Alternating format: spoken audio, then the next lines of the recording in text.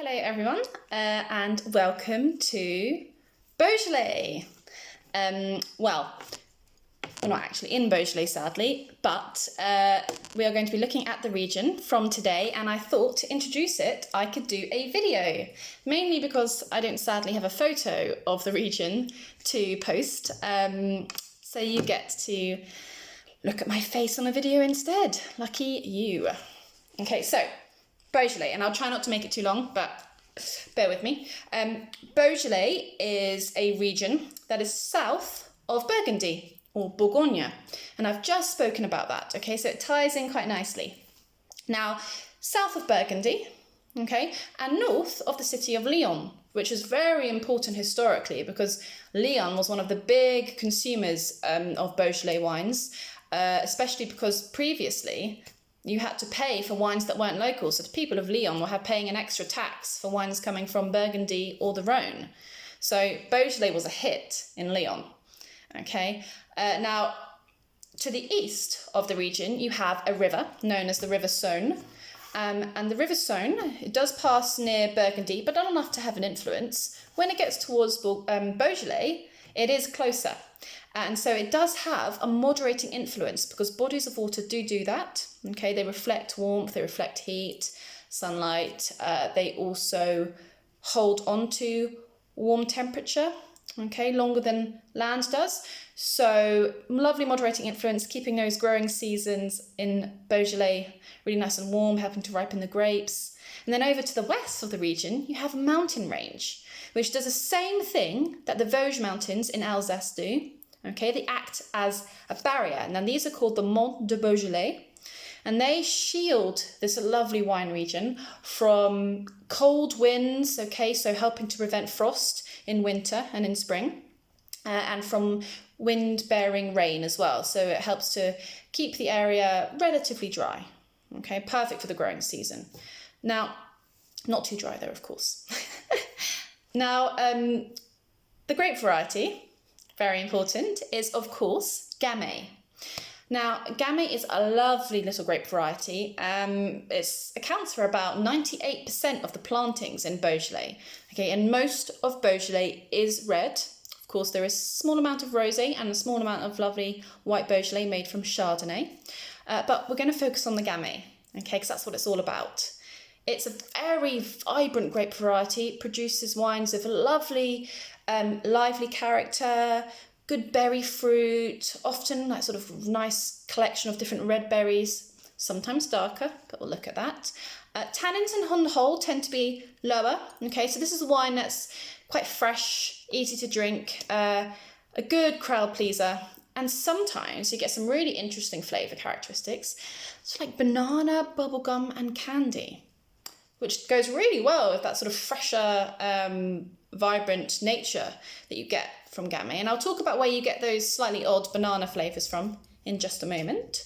But I just want to give you a little bit of background info, a little bit of history. The Gamay grape was really common in Bourgogne, in Burgundy, okay? In fact, it was starting to actually overtake the plantings in about the 14th century until 1395, when the first Duke of Bourgogne, Philippe the Bold, he actually outlawed the Gamay grape from the Côte d'Or, so from the heart, effectively, of Burgundy. And he did this because Gamay was seen as the grape of the poor people, whereas Pinot Noir was the grape of the nobility. It was the regal grape variety. Okay, and the Gamay grape is so vigorous and quite easy to grow that it was taking over the plantings of this finicky, slightly harder to grow Pinot Noir, and people weren't happy. So it was outlawed, and it found a home in the welcoming arms of the Beaujolais region. Okay, and the rest is history. Now, those banana-y, candy, bubblegum flavours, where do they come from? Well, they come from how the wine is actually made. And it is different to normal red wine making, okay? Normal red wine making, you have your grapes. This is very basic, by the way, just to create a comparison. But you have your grapes, you crush them, you allow some of the juice to come out, okay? And then you put all of this into a vat with some yeast, and the yeast start fermentation with the skins and everything in there, and they start to eat all the sugar, grape sugar, and then alcohol is produced, and you also have some carbon dioxide as a byproduct, okay, and it goes off into the atmosphere. Now, with Beaujolais, and this is for the most part, okay, because some people do decide to do the classic route that I just mentioned, but in general, most Beaujolais is made a different way, and this is known, and brace yourselves, as semi-carbonic maceration. And if you haven't studied wine, or you don't, you're not a wine geek or whatever, which is cool, that might sound like, excuse me, what was that? But semi-carbonic maceration is, we're not going to go into it in full geek mode, I just want to create the comparison. But it's when the grapes are picked whole bunches, completely intact. They're all put into a lovely tank, okay? It's a tank.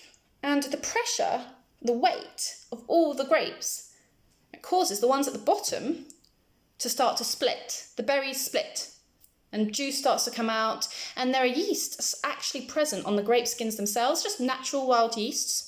Okay, and they kickstart a traditional classic fermentation, as I just mentioned. Alcohol is produced as the yeasts eat the sugar, okay, and then carbon dioxide is produced as a byproduct. And this is what's important, because the carbon dioxide rises up and it pushes out the oxygen from the tank. Okay, there's no room for oxygen anymore because all that carbon dioxide coming up. Okay, and this environment is now known as an anaerobic environment. And you can't really have normal fermentation in this environment because the yeast do need oxygen to sort of thrive, so to speak. Okay, so what happens is for all the other grapes, nearer the middle and the top in that tank, they start to have an intracellular fermentation.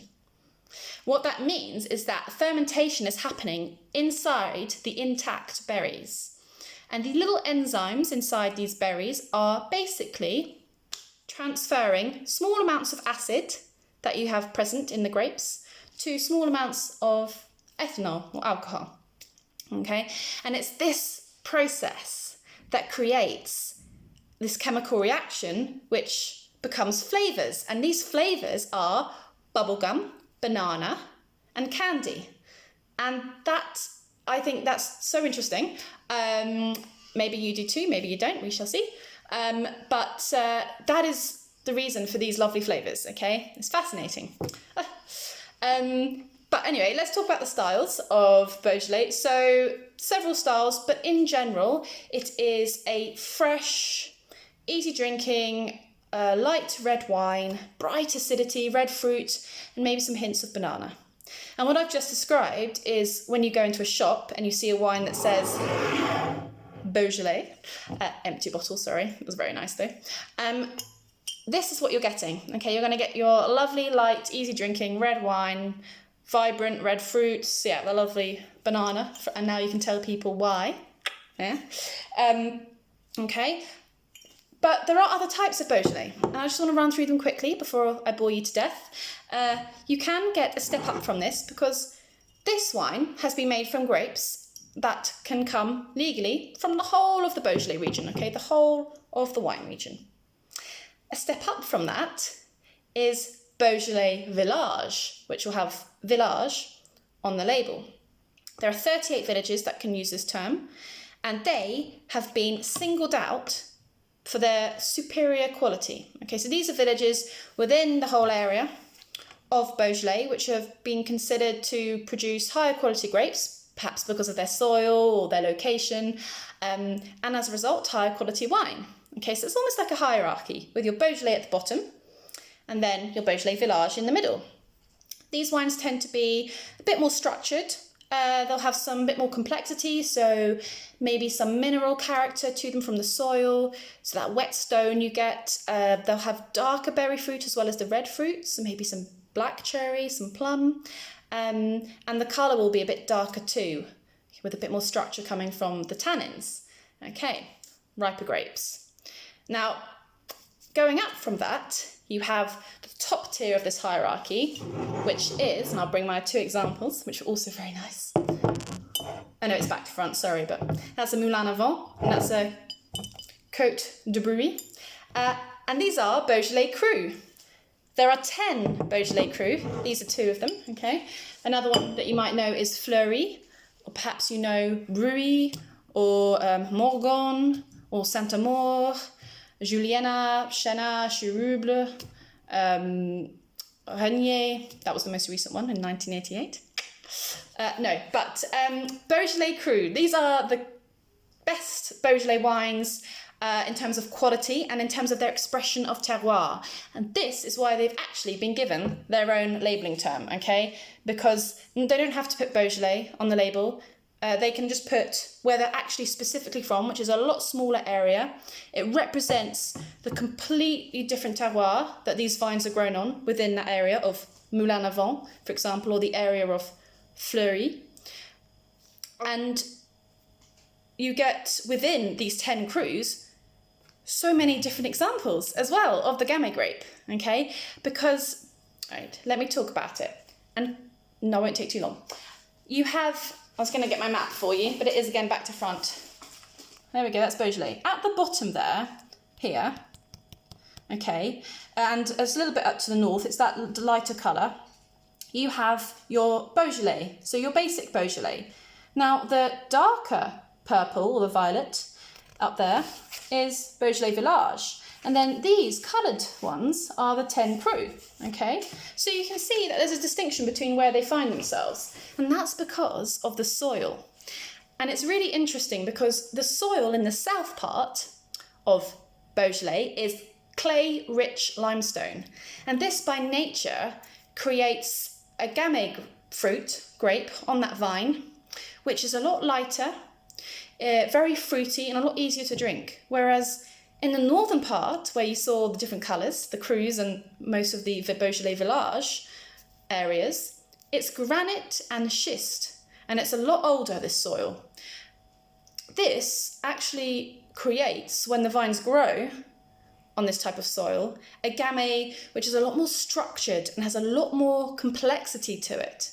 Okay, so that's already a distinction between the styles, just because of where the vines find themselves. Okay, most of the Beaujolais is in the south part, different soil, creates a lighter, fruitier style anyway, whereas the Crus have a granite soil with some schist and creates a more structured, complex, bigger wine. Okay, and within these 10 Crus, I get to my point, it's even more different. So they're all granite based, but they've all got things like magnesium in one of them, iron in another.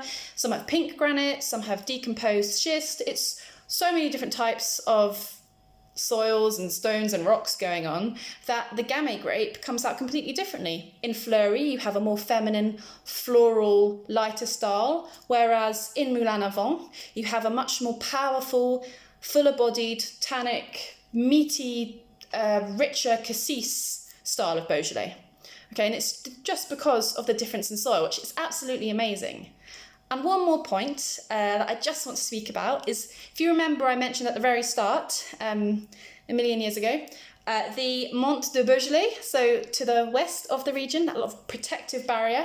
Well, what you have here is really interesting topography and geography, because the Crus, the 10 Crus that I'm singing their praises, they tend to find themselves on the actual slopes of the mountains, okay? The slopes of the mountains at a higher altitude, but the slopes are important because slopes tend to equal fantastic quality because they're angled at the sun, okay? So the sunlight is much more concentrated when it reaches that level, and they're also southeast facing, which is great for the amount of sunlight they actually do get exposed to. So it's really maximum ripeness here on these slopes of the mountains, and that is where the Crus find themselves typically. Whereas the vines that are used to make Beaujolais Village, yes, they could legally come from, the grapes could come from the whole of the Beaujolais region, but typically they come from the south, because there you have your sort of more rolling, let's say rolling plains, okay, so not completely flat, a little bit like that, but completely different expression because the sunlight isn't as powerful because of the angle, it's relatively flat, and they don't have it for maybe as long as you would do if you were literally being aimed at the equator, like those in the Crus are. Now, I'm going to end it there.